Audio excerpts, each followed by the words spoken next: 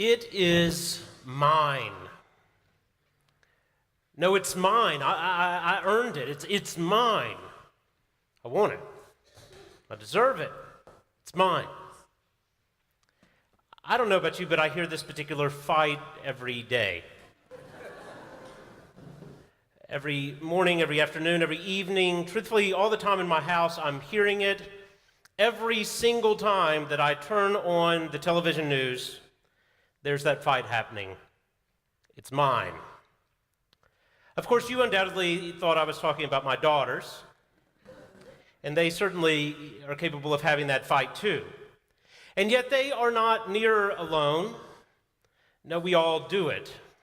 Even those of us who'd like to think that we've grown up enough not to do it, not to have such silly, childish fights, which itself is pretty silly.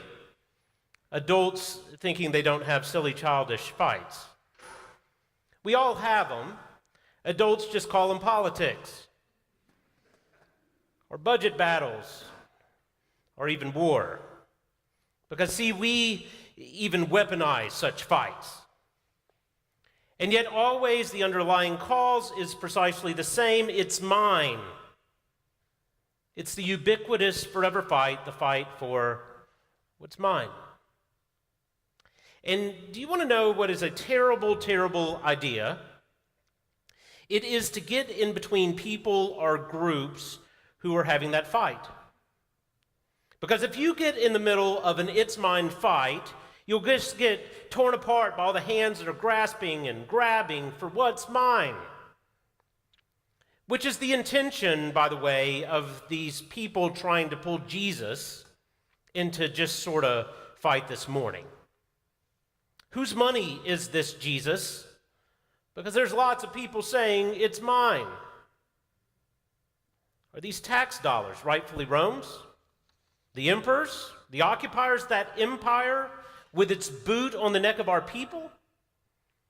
Should we pay our taxes to them? After all, they say it's mine. You do see the problem here, right? I mean, if you deny the emperor his due, well, you're liable to get yourself crucified. But if you deny the people their rightful ownership of the land that God gave them, and you say that the brutal foreign occupying force that is the Roman Empire is entitled to those taxes on that given land, well, then you're liable to get yourself crucified. It's a brilliantly malignant strategy. Get Jesus in the middle of a bunch of folks claiming it's mine, and then watch him be torn apart by that most ancient of fights that always tears people apart. And yet, Jesus, in this damned if you do, damned if you don't situation, somehow is not at all damned in by their tricks and malevolence. No, he simply asks for a coin, a simple coin. He doesn't have one, apparently. Only his critics who wish to fight over these coins have their pockets filled with them.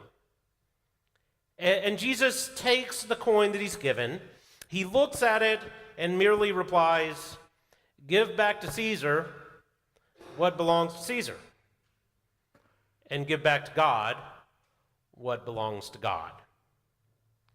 Which is absolutely brilliant, right? Because he doesn't specify at all what rightly belongs to Caesar and what rightly belongs to God. And brilliant all the more because he knows very well that he doesn't have to. Because he knows his audience. He knows the people to whom he's speaking, that they well know their Bible, and thus they know that it says the earth is the Lord's and all that is in it. The world and all those who live in it. So render unto God that which is God's means everything. Poor Tiberius Caesar. He stamps his image on a piece of cheap metal and therefore thinks he owns it all.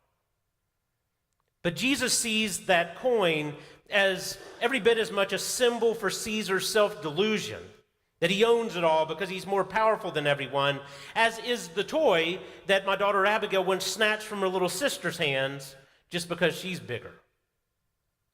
You don't own everything just because you're bigger or louder or stronger, which we tell our daughters every time they have an it's mine sort of fight.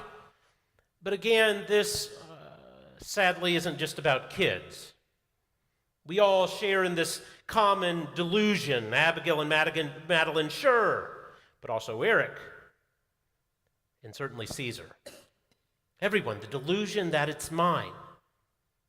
So Caesar owns a small piece of metal. See, he even puts his image on it. But that's all that Caesar can lay claim to. Because it turns out that there is another, more indelible image out there. It's what we call the image of God. And that image has even a claim on mighty Caesar's life. And your life, too. And mine. So what is really yours? I mean, really yours. Those things you totally, 100% own. What will you possess forever as yours? Pretty impossible to think of anything, right? I mean, Shelley and I, we own a house. It's ours, we say. And yet, if you look at the percentage of that house that we actually own,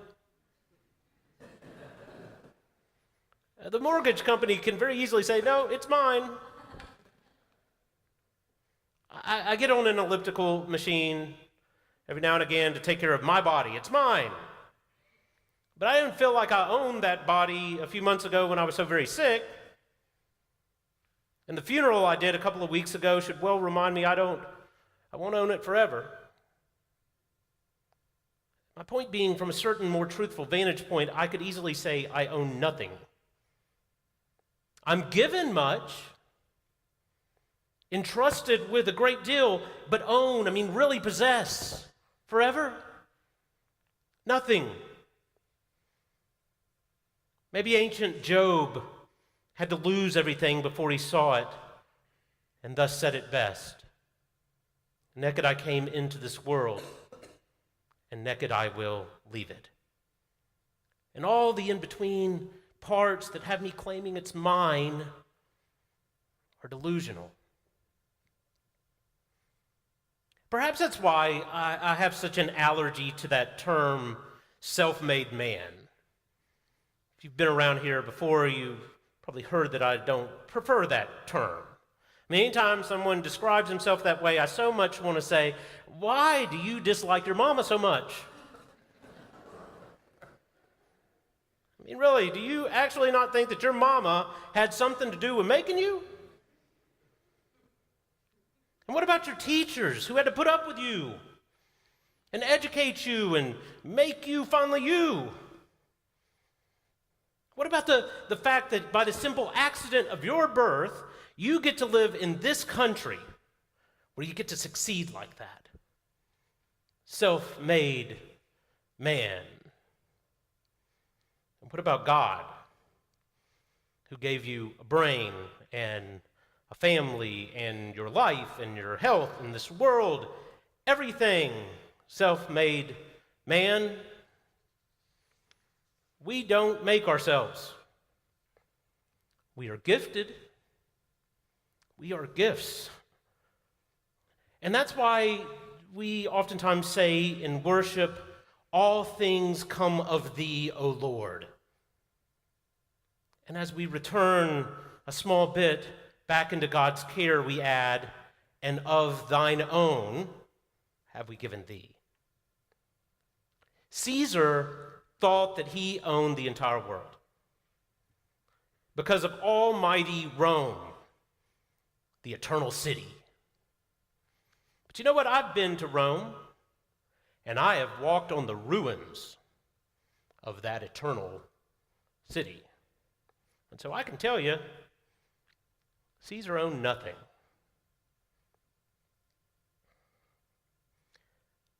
My dad was here last week, and somewhere along the way, we got to talking about how his life came to be his life. because it's strange he would have his life, because no one else in his life had such a life. See, my father was raised in southwest Kansas. And if you've never been to southwest Kansas, it's basically like visiting the moon, except it lacks the moon's topographical diversity and vast array of color. And yet, that's where my dad was raised. And that's where every member of his family has or will live the entirety of their lives. It was my dad's dad who took his family to that part of the world for work.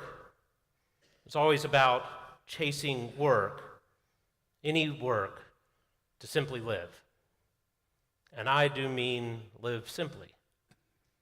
And yet that's how it was for everyone in Dad's life, which means that was to be Dad's life. Except it turned out it wasn't his life. And because it continues to seem like such a Houdini-like escape story to me, I once again asked him last week, how is it that that is not your life? And he answered, as he always does, I got lucky. Although I'd say strangely blessed. My dad certainly never thought his life could be one iota different than every other single person in his life until his friend, who was some big deal athlete from across the county, got invited to go to a college visit and invited my father to go along. But Dad, like normal, just had to work, and therefore he said no. And yet my grandfather, Cephas, remember me talking about him a few weeks ago, well, Cephas caught wind of this. And he said, why don't you go and just see what a college looks like? And so Dad visited that college, but only so his friend could go to that college. But while his friend was in some meeting being courted by that college, my dad sat in some random office with some random clerk who just randomly said, well, what about you? What about me? Why aren't you going to college? Of course, the guy might as well have said, why don't you sprout some wings and fly nude all across the state of Kansas? And yet he just kept pushing. In fact, he pushed a college application right into my father's hands, and Dad filled it out, and Dad went to that college, and Dad's family worked really hard to have him go, and he did summer work to make it work, and Dad somehow, therefore, became the first college graduate in his family, even though he still really had no idea what you do with a college degree, because after all, no one in his life had ever had one. But the military, during the Vietnam War, well, they knew what to do with someone who didn't know what to do with his life. And so Dad ended up in the Navy. Although even then, he didn't realize that a guy like him with a college degree could be an officer. After all, that was always for other folks, folk not like him. Until someone once again said, well, what about you? And pushed an application into his hands, and off he went to officer candidate school. And then onto a ship where he saw an airplane fly off and thought, you know, that guy on that airplane sure is going to get back to land a lot faster than me.